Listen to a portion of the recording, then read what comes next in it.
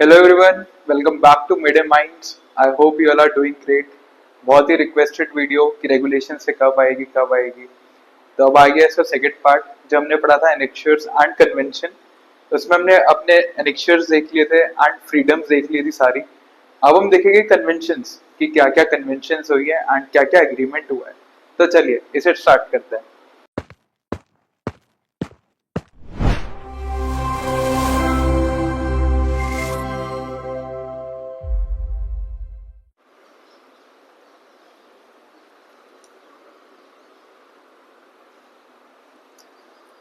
तो हम basic meaning of convention से स्टार्ट करते हैं। तो बेसिकली कन्वेंशन क्या होता है? दीज आर इंटरनेशनल लॉज और treaty which are signed by many countries to make a uniformity in aviation. तो बेसिकली अब बहुत सारी कंट्रीज हैं, राइट? एंड अगर हर कंट्री ने अपना बेसिक रूल अलग अलग रख रखा है तो उससे एयरलाइन एंड पैसेंजर्स को कितनी दिक्कत होगी। बेसिक मान लेते हैं अगर बैगेज लॉस हो गया या बैगेज को डैमेज हो गया, अब हर कंट्री ने उसका अलग अलग रूल मान रखा है ना। अब मान लेते हैं तो उससे क्या होगा, कहीं किसी कंट्री में होगा कि उसकी जो रिस्पॉन्सिबिलिटी है वो पैसेंजर की है एंड कोई कंट्री बोलेगी कि नहीं, ये जो रिस्पॉन्सिबिलिटी है ये एयरलाइन की है, ऑपरेटर की है। तो एक यूनिफॉर्मिटी लाने के लिए कि हाँ ये रूल हर जगह सेम है, उसकी वजह से बहुत सारी कंट्रीज ने मिलके कुछ कुछ कन्वेंशन है जिन्हें सही लगा एंड उन्हें लगा कि ये हर जगह सेम ही फॉलो होना चाहिए। तो उन्होंने उस कन्वेंशन को साइन करा, राइट? एंड उसी बेसिस पे ये सारे कन्वेंशन बने हुए हैं। अब आप देखोगे इन पे नाम लिखा हुआ है, टोक्यो, रोम, वॉर्सो। तो इसका मतलब क्या है?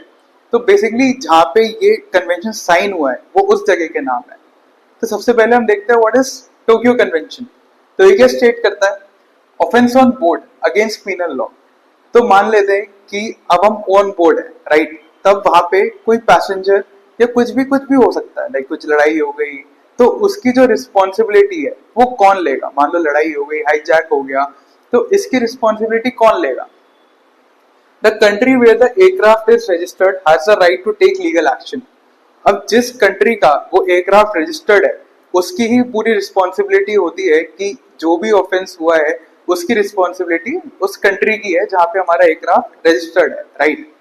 अब हम मान लेते हैं ऑन बोर्ड है, इन एयर है, तो फिर अब वहां तो हमारी कंट्री कुछ एक्शन ले नहीं सकती है, तो राइट, इन एयर कौन कौन इन चीजों का रिस्पॉन्सिबिलिटी लेता है? वो होता है पीआईसी, पायलट इन कमांड।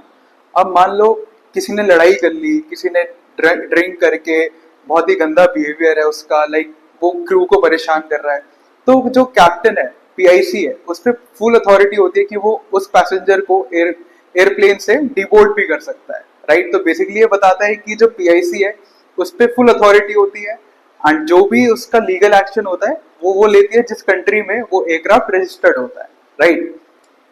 फिर हम देखते हैं रोम कन्वेंशन क्या कहता है। Deals with the damage caused by aircraft to the third party on the surface. अब मान लेते हैं हम ऑन ग्राउंड है, राइट? एंड किसी की रीजन की वजह से हमारे एयरक्राफ्ट ने किसी भी पैसेंजर को डैमेज हो गया, राइट? या किसी भी चीज से दूसरे एयरक्राफ्ट को डैमेज हो गया, तो उसकी रिस्पॉन्सिबिलिटी कौन लेगा, right? The aircraft operator, owner, airline is responsible for the damage. बहुत ही ऑब्वियस चीज है, अगर हमारी वजह से किसी को डैमेज या नुकसान हो रहा है तो उसके रिस्पॉन्सिबल भी हम ही होंगे। अब हम देखते हैं वॉर्सो कन्वेंशन, ये क्या स्टेट करता है? Deals with the responsibility for carriage of passenger, baggage and cargo. तो बेसिकली अब हम ट्रैवल कर रहे हैं, राइट? तो जो पूरी रिस्पॉन्सिबिलिटी है वो उस एयरलाइन की तो हुई जिसमें हम ट्रैवल कर रहे हैं। हमारे सामान की रिस्पॉन्सिबिलिटी, अगर कार्गो जा रहा है, मैं सामान भेज रहा हूँ, तो उसकी रिस्पॉन्सिबिलिटी तो उस एयरलाइन की हुई ना, राइट? तो अब मान लेते हैं कि हमारा कार्गो है वो डैमेज हो जाता है, राइट? जो हमारा बैगेज है वो खो जाता है, राइट? तो इसकी रिस्पॉन्सिबिलिटी कौन लेता है? Airline, right?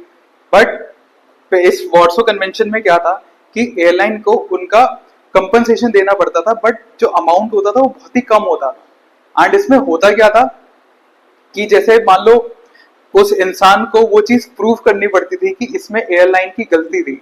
बेसिकली जो वॉर्सो कन्वेंशन है वो एयरलाइंस को अपर हैंड देता था एंड जो पैसेंजर है उन्हें उतनी सेफ्टी नहीं देता था, राइट? अगर सामान खो गया तो उन्हें लाइक कंपनसेशन आने में बहुत दिक्कत होती थी एंड जो अमाउंट था वो भी बहुत कम था। जो वॉर्सो कन्वेंशन था वो 1929 में साइन करा गया था। अगला देखते हैं मॉन्ट्रियल कन्वेंशन। ये बेसिकली इसको पढ़ते हैं, it makes airline responsible for passenger, baggage and cargo with fixed rule for compensation. अब आप देखोगे वॉर्सो और मॉन्ट्रियल दोनों सेम ही स्टेट करते हैं, पैसेंजर कार्गो एंड बैगेज का रिस्पॉन्सिबिलिटी कौन लेगा? एयरलाइन। बट इसमें फर्क क्या था? वॉर्सो कन्वेंशन हमारा साइन हुआ था 1929 में, एंड जो हमारा मॉन्ट्रियल कन्वेंशन था वो साइन हुआ था 1999 में। तो बेसिकली ये एक मॉडर्नाइज वर्जन था जिसमें एयरलाइन को नहीं, पैसेंजर को अपर हैंड दिया गया था कि वो कंपनसेशन, तो हमने पढ़ा था कि वॉर्सो कन्वेंशन में जो कंपनसेशन मिला था वो बहुत ही कम था, बट मॉन्ट्रियल कन्वेंशन में वही कंपनसेशन बहुत बढ़ा दिया गया था, एंड इसमें सीधा रिस्पॉन्सिबल एयरलाइन को दिया गया था। पैसेंजर को प्रूफ करने की जरूरत नहीं होती थी, अगर बैगेज डैमेज हुआ है तो वो एयरलाइन से ही हुआ है। तो ये एक मॉडर्नाइज वर्जन था एंड पैसेंजर को ज्यादा कंफर्ट और ईज देता था। तो ऐसे ही तीन कन्वेंशन और हैं, उसके बारे में देखते हैं। तो हम अपना अगला कन्वेंशन देखते हैं जो कि हमारा केप टाउन कन्वेंशन। वो क्या स्टेट करता है? Deals with the requirement of aircraft finance and contract of sale of aircraft. इस कन्वेंशन के आने से पहले होता क्या था, मान लो कोई एयरलाइन खुली एंड उन्हें 50 एयरक्राफ्ट की रिक्वायरमेंट है, तो वो एयरबस या बोइंग को अपने जेट का ऑर्डर देता है। अब आपको पता है कमर्शियल जेट्स कितने ज्यादा एक्सपेंसिव होते हैं, राइट? एंड अगर कोई एयरलाइन 50 एयरक्राफ्ट का ऑर्डर दे रही है तो वो कितना मिलियंस ऑफ डॉलर बैठेगा। अब किसी एयरलाइन पे इतना पैसा तो होता नहीं है, तो वो या तो लीज पे लेती है या फिर कॉन्ट्रैक्ट बना लेती है बोइंग एयरबस कंपनी से, या फिर वो बैंक से लोन ले लेती है, राइट? अब फॉर एन एग्जाम्पल एयरलाइन ने बैंक से लोन लिया, राइट, बट कुछ महीने बाद वो कंपनी बंद हो जाती है, एयरलाइन बंद हो जाती है, वो सस्टेन नहीं कर पाती। बट अब जो बैंक है उन्हें तो अपना पैसा रिकवर करना है ना, तो तब एयरलाइन से वो लोग क्या चाहते थे कि वो अपना उनका एयरक्राफ्ट सेल ऑफ कर दे एंड अपना मनी रिकवर कर ले। बट वो इतना आसान नहीं होता था, उसमें उन्हें एक लॉ सूट फाइल करना पड़ता था एंड उस प्रोसीजर में बहुत ज्यादा टाइम लगता था। तो वही इन सारी प्रॉब्लम को सॉल्व करने के लिए केप टाउन कन्वेंशन बनाया था, राइट? अब डीजीसीए में भी आपको सिर्फ ये जानना जरूरी है कि केप टाउन कन्वेंशन क्यों था। बेसिकली वो डील्स करता था हमारे कॉन्ट्रैक्ट एंड फाइनेंस में एक ऑर्गेनाइज मैनर में, राइट? अब हम देखते हैं हेग कन्वेंशन, ये क्या स्टेट करता है? Deals with the terrorist hijacking unlawful scissor of aircraft. तो बेसिकली पहले के टाइम में टेररिज्म बहुत ज्यादा था, एयरक्राफ्ट हाईजैक बहुत होते थे, तो उनके ऊपर एक स्ट्रिक्ट एक्शन लेना बहुत ज्यादा जरूरी था। तो उस चीज के लिए हेग कन्वेंशन साइन करा गया, ठीक है? फिर है अगला हमारा Chicago convention, the development of international civil aviation in a safe and orderly manner. Basically इस वीडियो के फर्स्ट पार्ट में हमने देखा था आईकाओ के बारे में, तो वही शिकागो कन्वेंशन में साइन करा गया कि हम आईकाओ का इस्टेब्लिशमेंट करेंगे, इंटरनेशनल सिविल एविएशन ऑर्गेनाइजेशन। ये हमने फर्स्ट पार्ट में कवर करा हुआ है। बेसिकली एविएशन को ज्यादा सेफ एंड कन्वीनियंट बनाने के लिए ये चीज बनाई गई थी, राइट?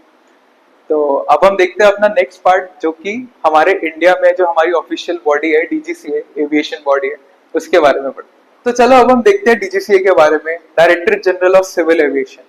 बेसिकली अगर आप पायलट बनने का सपना रखते हो और आप इंडिया से कर रहे हो तो आपको पक्का पता होगा कि डीजीसीए क्या है। तो बेसिकली पूरे एविएशन सेक्टर को जो संभालता है, जिसके अंडर आता है, वो है हमारा डीजीसीए। सारे रूल्स रेगुलेशन, पायलट लाइसेंसिंग, सब कुछ हमारे डीजीसीए के अंडर आता है। बहुत सारी चीजें हैं जो डीजीसीए करता है, बट हमने कुछ इंपॉर्टेंट पॉइंट्स लिखे हुए हैं। रजिस्ट्रेशन ऑफ सिविल एयरक्राफ्ट, अब कोई नया एयरक्राफ्ट इंडिया में आता है, हमारे इंडियन एयरलाइंस ने कोई एयरक्राफ्ट खरीदा, तो वो रजिस्टर तो इंडिया में आके होगा, तो उसके सारे पेपर वर्क एंड ऑल सब डीजीसीए के अंडर आता है। ग्रांट सी ऑफ ए, हमारा DGCA C of A grant करता है। सी ऑफ ए क्या होता है? Certificate of airworthiness. कोई एयरक्राफ्ट फिट टू फ्लाई है या नहीं, वो भी हमारा डीजीसीए ही डिसाइड करता है। लाइसेंसिंग ऑफ पायलट इंजीनियरिंग और एटीसी, हमारे जितने भी लाइसेंस हो गए, अभी आप एसपीएल करोगे, student pilot licence, commercial pilot licence, ATPL हो गया, ये सब डीजीसीए के गाइडलाइंस में ही आता है। जितनी भी लाइसेंस की रिक्वायरमेंट्स हैं, हमारे 200 आवर्स की रिक्वायरमेंट है, तो वो सब डीजीसीए ने ही बनाई है, राइट? सबके लिए अलग अलग है, इंजीनियरिंग के लिए अलग है, जो हमारे एटीसी है उनके लिए अलग है। फिर अगला आता है granting of air operator certificate. अगर कोई एयरलाइन को स्टार्ट करना है इंडिया में, तो बहुत सारी स्टेप्स है जिनके थ्रू उन्हें जाना पड़ता है, एंड वो स्टेप्स भी डीजीसीए ने ही बनाए। जितने भी हमारे फ्लाइंग स्कूल होते हैं, एफटीओज होते हैं, वो सब अप्रूव्ड बाय डीजीसीए होते हैं।